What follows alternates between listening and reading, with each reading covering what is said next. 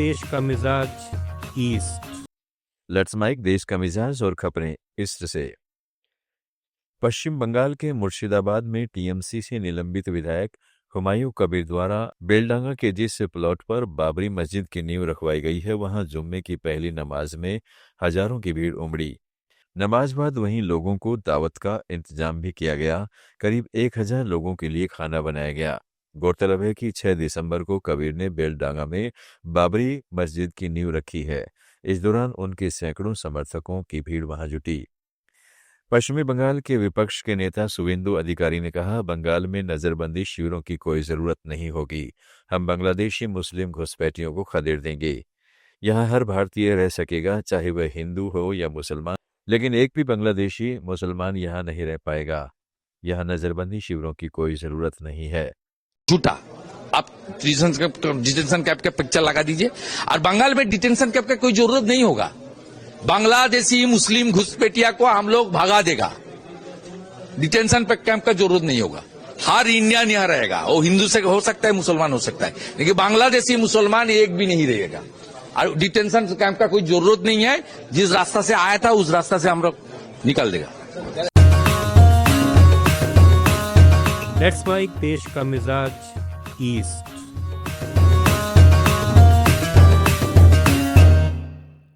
ओडिशा कांग्रेस में उठे बगावती सुर पर बीजेपी हमलावर हो गई है।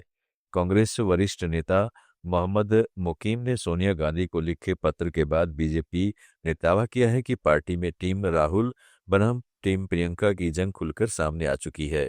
भाजपा प्रवक्ता शहजाद पूनावाला ने लिखा, कांग्रेस की आंतरिक कलह सबके सामने है। ओडिशा के नेता खुद कह रहे हैं, खड़गे हटाओ, प्रियंका लाओ। मुकीम ने पत्र में 83 साल के अध्यक्ष मल्लिकार्जुन खड़गे की कार्यक्षमता पर सवाल उठाए हैं और कहा है कि विपक्ष का मुखिया बनने के लिए एक युवा व ऊर्जावान नेतृत्व की जरूरत है। उनके मुताबिक प्रियंका गांधी को केंद्रीय भूमिका में लाया जाए। उन्होंने प्रदेश अध्यक्ष भक्त चरण दास पर भी सवाल खड़े किए, यहाँ तक कि कौशल राज्य को समर्थन देने को पार्टी लाइन के खिलाफ बताया। मुकीम का दावा है कि गलत फैसलों और नेतृत्व की कमजोरियों ने कांग्रेस को अंदर से कमजोर किया है और यही वजह है कि बीजेपी इसे कांग्रेस की टूटती हुई तस्वीर बता रही है। छत्तीसगढ़ से भाजपा सांसद संतोष पांडे ने कांग्रेस सांसद प्रियंका गांधी वाड्रा के लोकसभा में दिए बयान पर कहा, मैं उनसे कहना चाहता हूं कि नेहरू ने जो किया, उन्होंने इस देश को जो नुकसान पहुंचाया, उसे एक दिन या एक महीने में भुलाया या उस पर चर्चा नहीं की जा सकती। इसे कभी बुलाया नहीं जा सकेगा। पीढ़ियों तक इसकी निंदा की जाएगी। प्रियंका जी ने कहा कि 2 घंटे चर्चा कर लो, अलग से समय ले लो। प्रियंका जी, दिन भर में भी नहीं होने वाला है।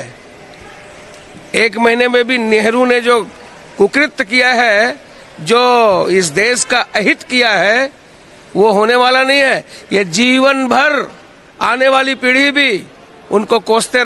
देश का मिजाज में फिलहाल इतना ही। जुड़े रहिएगा लेट्स माइक के साथ। आप सुन रहे थे let's mike more than radio. Follow कीजिए हमें हमारे सोशल मीडिया प्लेटफॉर्म्स पर। It's time for news. It's time for more than radio. Presenting the first radio news app, Let's Mic. Let's Mic, a news-based app on your phone where you get to watch and listen news, talk shows, interviews, radio show podcasts. On Let's Mic, you get all relevant information of TV, print, radio, podcast, and digital. Let's Mic talks about every segment of life.